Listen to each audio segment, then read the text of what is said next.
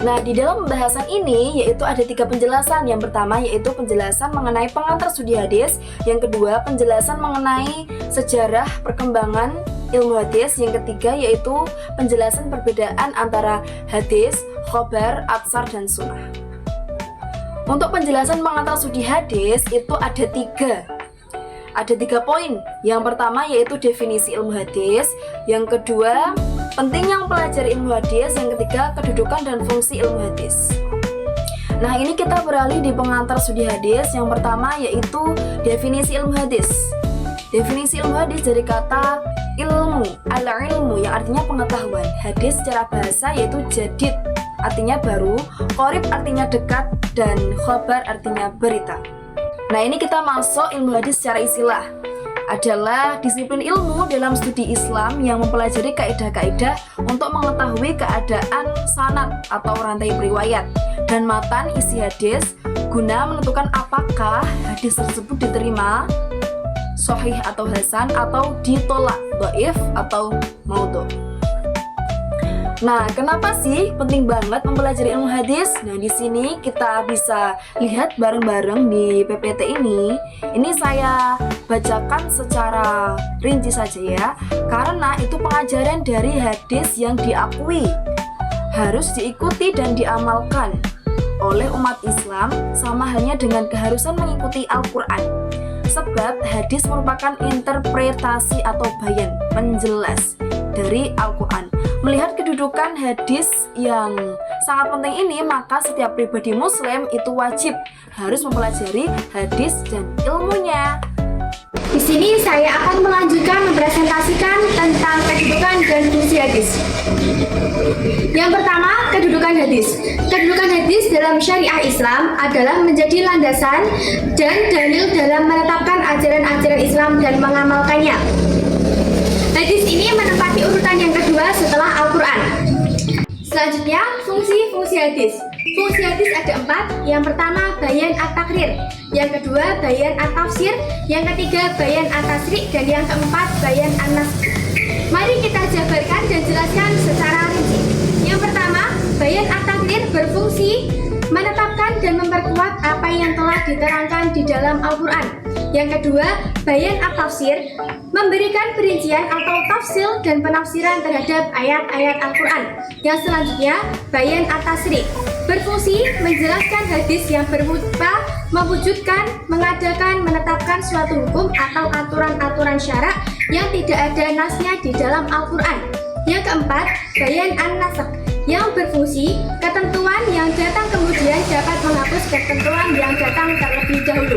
Sejarah perkembangan ilmu hadis pada masa Rasulullah. Pada masa tahun 610 sampai 632 Masehi.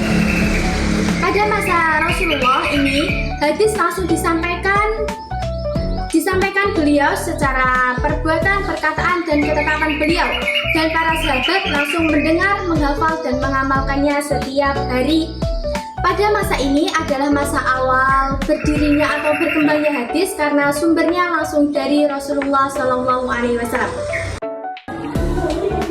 Oke, selanjutnya masa sahabat, yaitu terjadi pada tahun 632 sampai 180 Hijriah. Setelah wafatnya Nabi Muhammad SAW, para sahabat melanjutkan penyampaian hadis melalui menghafal, meriwayatkan, dan mengajarkannya kepada generasi berikutnya. Pada masa ini hadis masih banyak disampaikan secara lisan, namun sebagian para sahabat sudah mulai mencatat hadis dalam catatan pribadinya.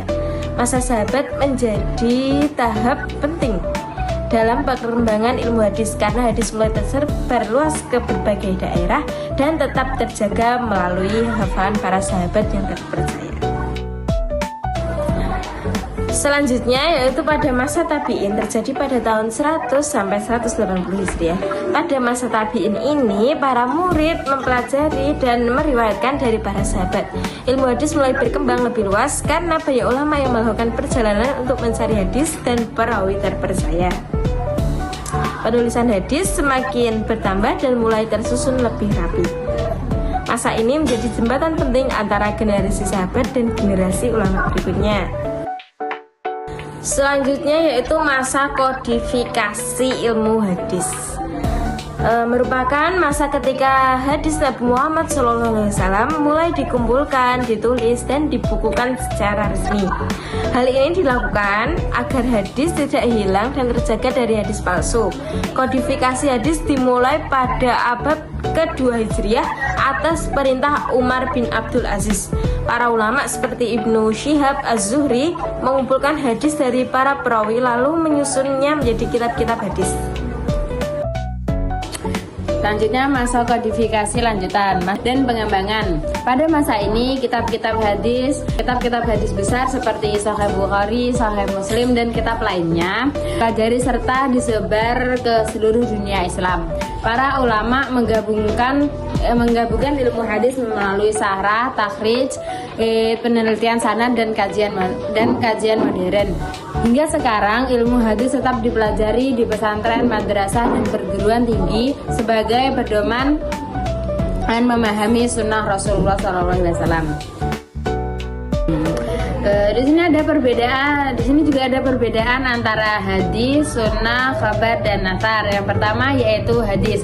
Hadis adalah segala perbuatan, perkataan, persetujuan atau sifat yang disandarkan kepada Nabi Muhammad SAW. Yang kedua yaitu sunnah. Sunnah lebih luas daripada hadis, mencakup cara hidup, perbuatan, dan ketetapan Nabi, bahkan kebiasaan beliau sebelum diangkat menjadi Rasul. Yang ketiga ada khabar. Khabar yaitu berita, berasal dari Nabi dan juga sahabat. Khabar ini lebih umum daripada hadis. Yang keempat ada athar.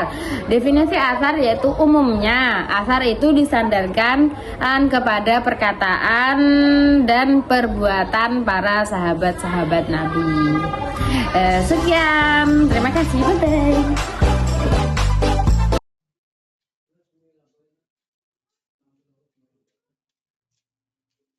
Mbak Mi Vesban.